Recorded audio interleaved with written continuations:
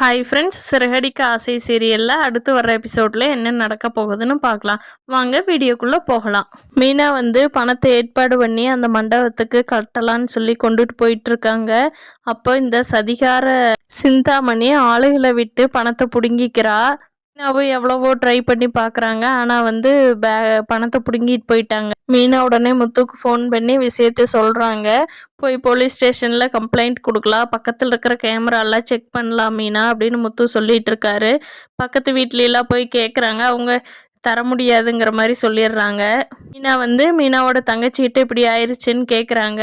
அப்போ அவங்க traffic police Arun இருக்கார் இல்லையா, அவருக்கு ஃபோன் பண்ணி இந்த விஷயத்த சொல்லி அக்காட்ட பணத்தை பிடுங்கிட்டு போயிட்டாங்க, நீங்கள் தான் அந்த வீடியோ கவரேஜ்லாம் எடுத்து தரணும், அந்த வண்டி நம்பர் இருக்குது, அது யாருன்னு நீங்கள் பார்த்து சொல்லணும் அப்படின்னு ஹெல்ப் கேட்குறாங்க.